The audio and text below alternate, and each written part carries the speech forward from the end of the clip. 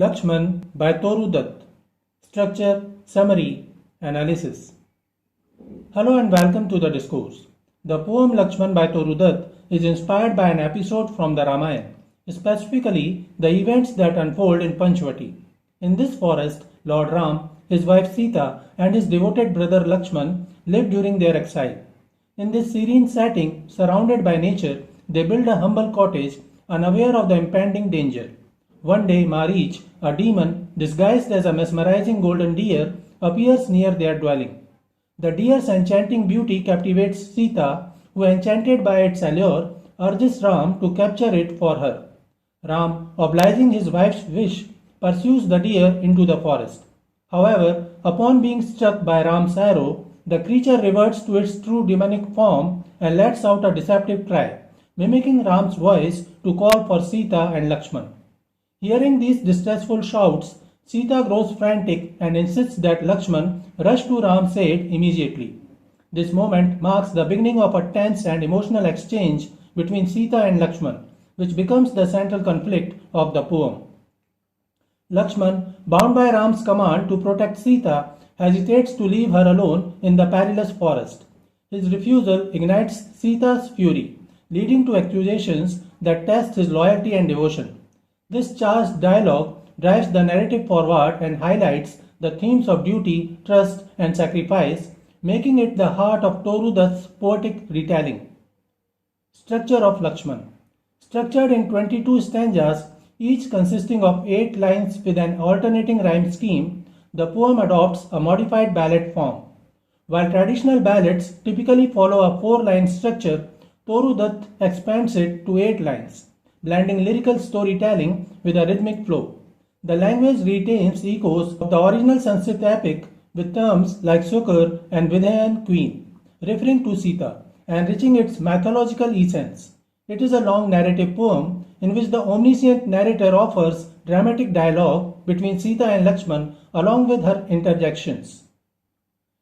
It primarily uses iambic pentameter with a tight rhyme scheme of ABABCDCD to enhance the emotional impact and convey the dialogue between Sita and Lakshman. Toru Dutt has used alliteration, consonance, assonance, enjambment, metaphor, simile, personification, repetition, and rhetorical questioning in the poem. Summary of Lakshman, stanza 1. Hark, Lakshman, hark, again that cry. It is my husband's voice. Oh, hasten to his succor fly. No more hast thou, dear friend, a choice. He calls on thee, perhaps his foes. Environ him on all sides round. That wail, it means death's final throes. Why standest thou as magic bound? In this urgent and emotionally charged opening stanza, Sita pleads with Lakshman after hearing what she believes to be Ram's distress cry.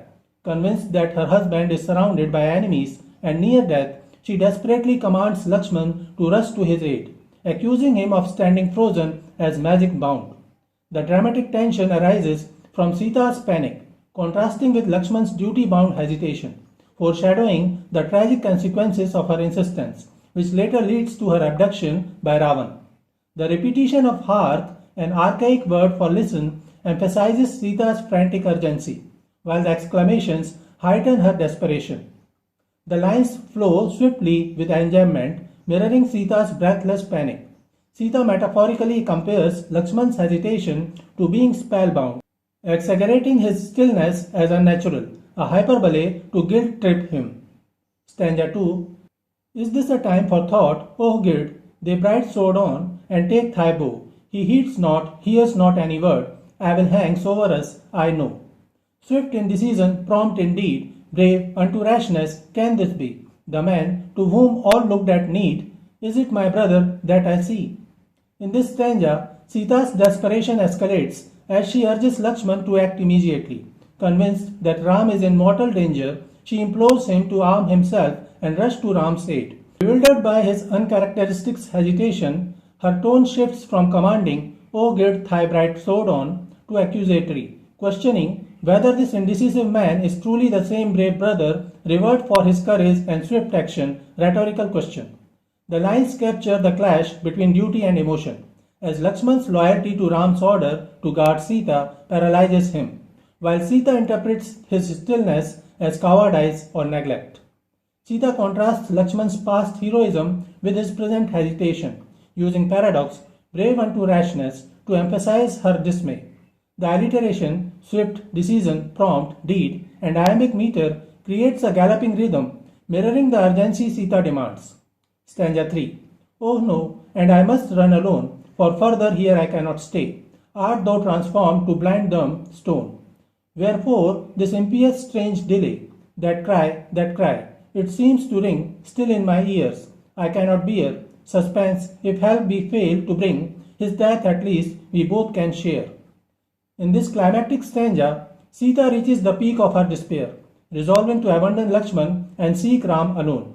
Her words oscillate between frantic action and bitter accusation, as she condemns Lakshman's stillness as a betrayal. Sita dehumanizes Lakshman, comparing him to an unfeeling stone, emphasizing her fury and disbelief. The repeated cry of Ram torments her, and in a final, dramatic declaration, she claims she would rather die with Ram than endure helpless suspense. The repetition, that cry, mimics her obsessive fixation on Ram's false distress, heightening tension. Stanza 4. O calm thyself, Videhan Queen. No cause is there for any fear. Hast thou his prowess never seen? Wipe off for shame that dastard tear. What being of demonian birth could ever brave his mighty arm? Is there a creature on earth that dares to work our hero harm? In this stanza, Lakshman attempts to pacify Sita, addressing her as the Videhan Queen. Lakshman uses Sita's regal title to elevate her status while subtly reminding her to act with dignity. He reassures her that Ram's unparalleled strength makes fear irrational, urging her to wipe off for shame that dastard tear. His words blend logic and rebuke, reminding Sita of Ram's invincibility against demons and mocking the idea that any earthly or supernatural foe could harm him. However, his stoic confidence contrasts with Sita's emotional turmoil, deepening the tension between duty and despair. Stanza 5. The lion and the grizzly bear cower when they see his royal look. Sun-staring eagles of the air, his glance of anger cannot brook. Pythons and cobras at his tread, to their most secret coverts glide. Bowed to the dust, each serpent head, erect before it hooded pride. In this vivid stanza, Lakshman extols Ram's supreme power, using hyperbolic natural imagery to argue that even the fiercest creatures cower before him. Lions, bears, eagles, and venomous serpents, all symbols of untamed strength, are depicted as submitting to Ram's mere gaze or tread. The stanza serves as a rhetorical flourish to calm Sita, asserting that Ram's divine prowess renders her fears absurd. Yet, beneath Lakshman's boastful tone lies dramatic irony. The audience knows Ram is in peril from Marich's deception, making Lakshman's confidence tragically misplaced.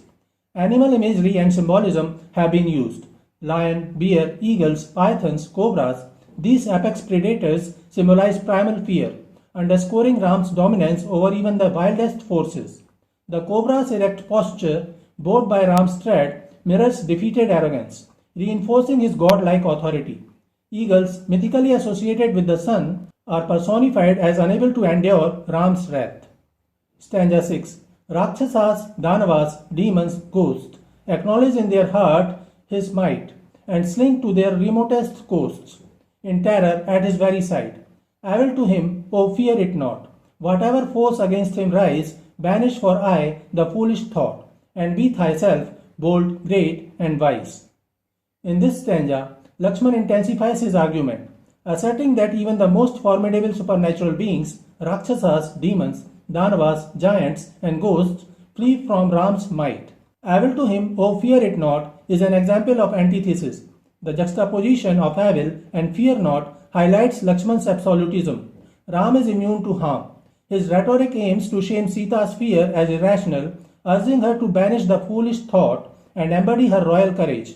The stanza juxtaposes mythic hyperbole, Ram's invincibility, with psychological appeal, Sita's identity crisis, revealing Lakshman's attempt to restore her confidence while reinforcing patriarchal ideals of stoicism.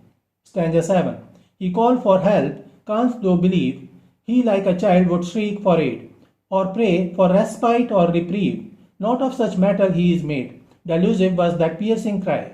Some trick of magic by the foe, he has a work, he cannot die. Beseech me not from hence to go. In this pivotal stanza, Lakshman dismantles Sita's fears with ruthless logic, arguing that Ram, embodying divine heroism, would never shriek for aid like a child. He dismisses the cry as demonic trick, some trick of magic by the foe, asserting Ram's immortality, he cannot die, and his own duty to stay. Beseech me not from hence to go. This stanza crackles with dramatic irony. Lakshman's reasoning is sound, the cry is Marich's allusion, yet his rigid adherence to duty blinds him to Sita's emotional breaking point, hastening the tragedy. This stanza condemns Lakshman's virtue as his flaw. His loyalty, though noble, lacks empathy. Stanza 8. For here beside thee as a guard was he commanded me to stay, and dangers with my life to ward if they should come across thy way. Send me not hence, for in this wood bands scattered of the giants lurk, who on their wrongs and vengeance brood and wait the hour their will to work. In this stanza, Lakshman firmly reiterates his duty as Ram's appointed guardian of Sita. He emphasizes that Ram explicitly commanded him to stay by her side, even at the cost of his own life, to protect her from lurking dangers in the forest. Lakshman's willingness to die for Sita underscores his devotion, making Sita's later accusations more painful. Lakshman warns of the bands scattered of the giants, Rakshasas, who seek vengeance, implying that leaving Sita unguarded would invite disaster. His plea, send me not hence, reveals his torn loyalty. He is bound by Ram's orders, yet agonized by Sita's distress. This stanza tightens the tragic knot, showing how Lakshman's virtues, loyalty, foresight collide with human flaws, distrust, haste. Stanza 9. O shame, and can't thou make my weal a plea for lingering, now I know what thou art, Lakshman, and I feel far better were an open foe. Art thou a coward, I have seen, thigh bearing in the battle fray, where flew the death-fraught arrows keen, else had I just thee so today. In this explosive stanza, Sita's fear erupts into outright accusations. Convinced that Lakshman's refusal to leave is cowardice, she declares she now sees his true nature, a plea for lingering. Interpreting his caution as a weak excuse, she contrasts his past battlefield bravery with his current inaction, threatening to brand him a coward. The stanza crackles with betrayal and gendered scorn, as Sita weaponizes Lakshman's warrior identity against him, pushing him toward the fatal decision to abandon his post. Sita's accusations force Lakshman's hand, sealing her fate. Stanza 10. But then thy leader stood beside, dazzles the cloud when shines the sun. Reft of his radiance, see it glide, a shapeless mass of vapors done. So of thy courage, or if not, the matter is far darker dyed. What makes thee loath to leave this spot? Is there a motive thou wouldst hide? In this stanza, Sita sharpens her accusations, using a metaphor of the sun and cloud to dismantle Lakshman's courage. She argues that his bravery was merely a reflection of Ram's presence. Thy leader stood beside, comparing him to a cloud that loses its brilliance without the sun. Now in absence of Ram, he appears a shapeless mass of vapors done, weak and directionless. Her rhetoric escalates to outright suspicion. She implies Lakshman has a hidden motive for staying, darkly insinuating dishonor. This marks the climax of their conflict, where Sita's fear curdles into public shaming, forcing Lakshman's hand. Sita twists Lakshman's duty into something sinister, implying lust or treachery, a lethal charge in epic tradition. Her insinuation plays on stereotypes of male treachery, weaponizing societal fears to control him. Stanza 11. He perishes, well let him die. His wife henceforth shall be mine own. Can that thought deep embedded lie within thy heart's most secret zone? Search well and see, one brother takes his kingdom, one would take his wife, a fair partition, but it makes me shudder and abhor my life. In this climactic stanza, Sita's fear spirals into a horrific accusation. She suggests Lakshman wants Ram to die so he can claim her as his wife, paralleling Bharat's alleged theft of Ram's throne.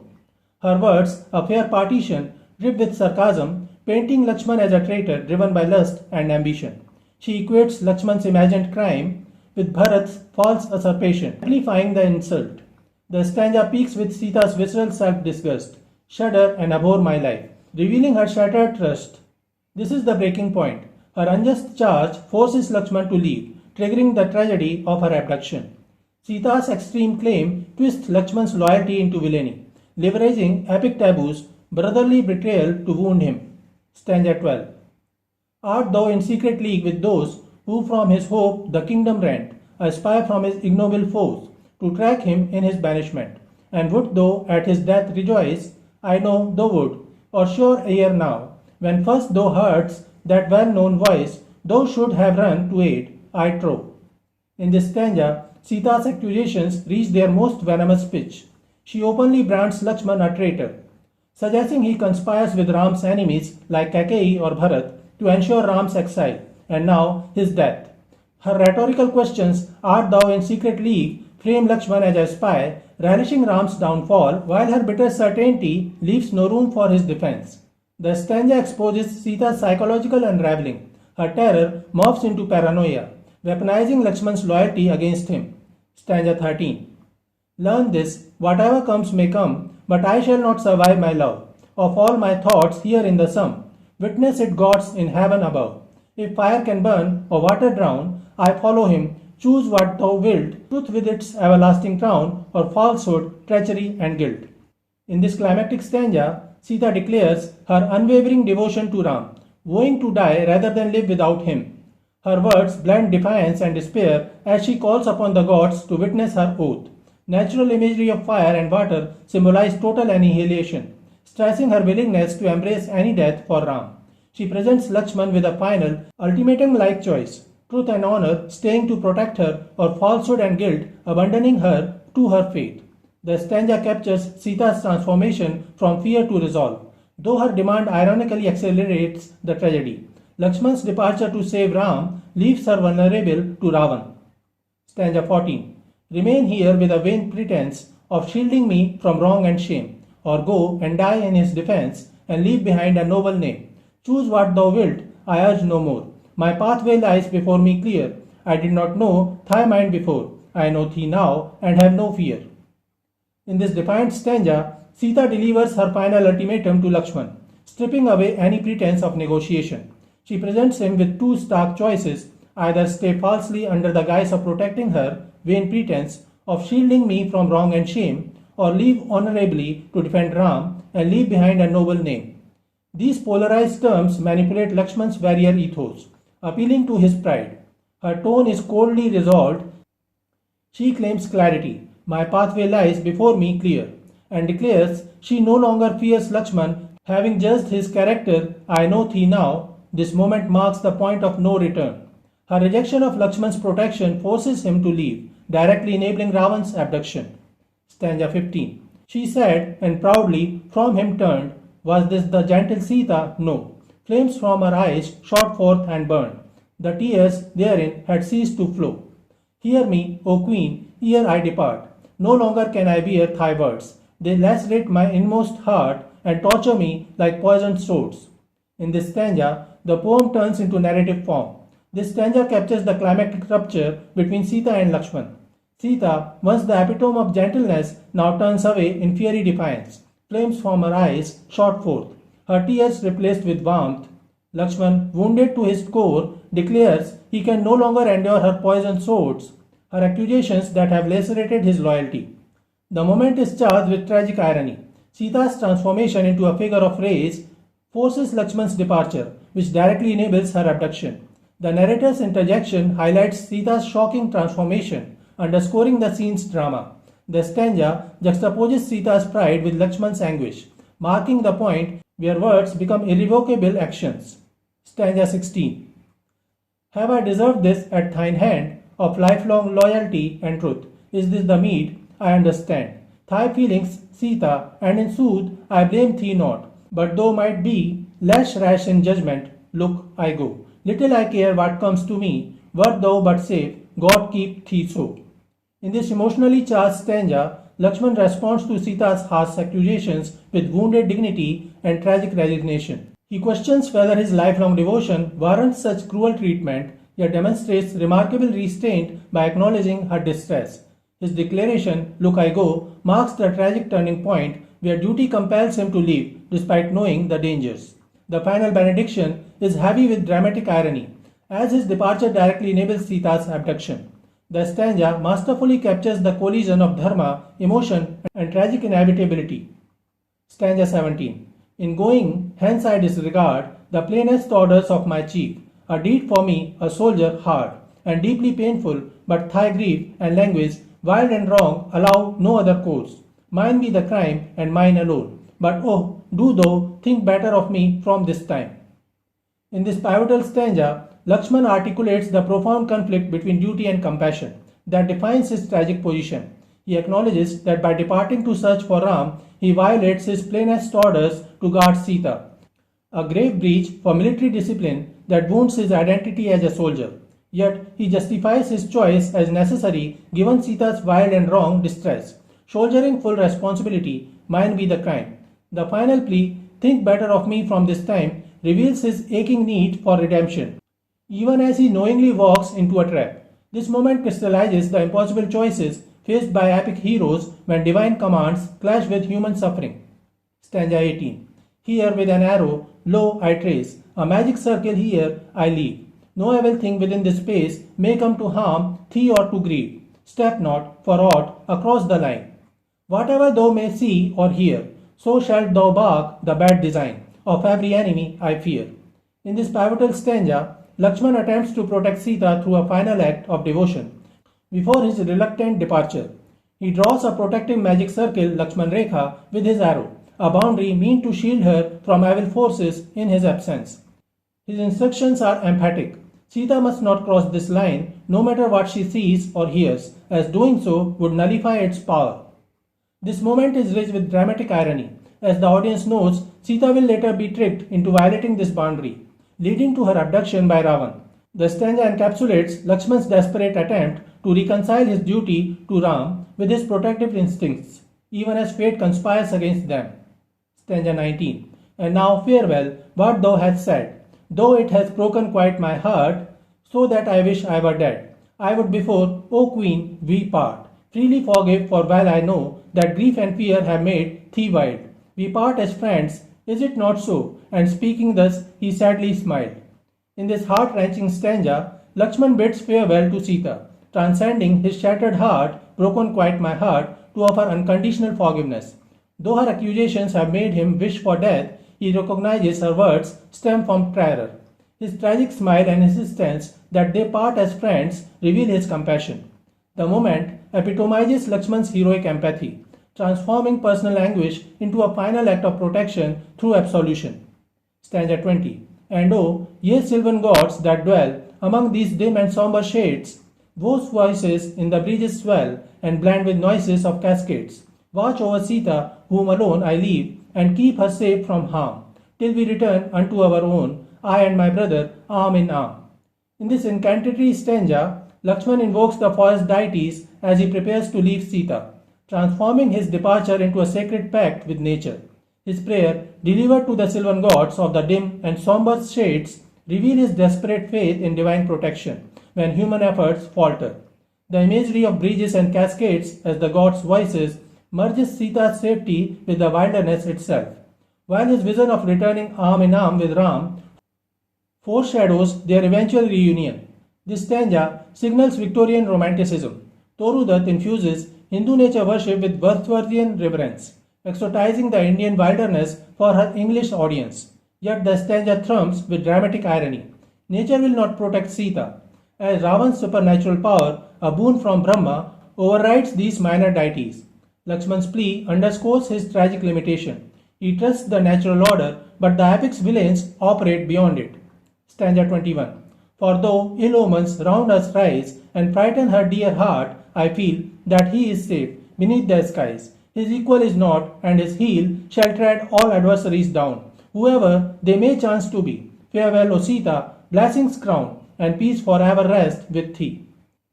In this penultimate farewell stanza, Lakshman attempts to reassure Sita and himself amidst looming dread. He acknowledges the ill omens frightening her, but asserts unwavering faith in Ram's invincibility. Beneath the skies, his equal is not. The declaration that Ram's heel shall tread all adversaries down echoes cosmic victory prophecies, yet clashes with audience's knowledge of Sita's imminent abduction. Lakshman's blessing peace for ever rest with thee, rings with tragic irony, as his departure ensures the opposite. The stanza oscillates between heroic certainty and subconscious fear, revealing Lakshman's inner conflict as he performs his duty against instinct. Iambic pentameter variance has been used. Lines like "and frighten her dear heart, I feel" break metric regularity, mirroring Lakshman's suppressed anxiety. Stanza 22. He said, and straight his weapons took, his bow and arrows pointed keen, kind, nay, indulgent, was his look. No trace of anger there was seen, only a sorrow dark that seemed to deepen his resolve to dare all dangers. Hoarse the vulture screamed, as out he strode with dauntless air. In this concluding stanza, the omniscient narrator captures Lakshman's transformation from conflicted guardian to resolute warrior. As he gathers his weapons, bow and arrows pointed keen, his demeanor remains kind, indulgent, free of anger, but shadowed by a sorrow dark that hardens his resolve. The hoarse scream of a vulture, a traditional omen of death, and Lakshman's dauntless air create a fateful atmosphere, foreshadowing the coming tragedy. The stanza crystallizes Lakshman's tragic heroism. His compassion and duty merge into a steely determination to face danger, even as his departure steals Sita's tomb. So this is it for today. We will continue to discuss the history of Indian English literature. Please stay connected with the discourse. Thanks and regards.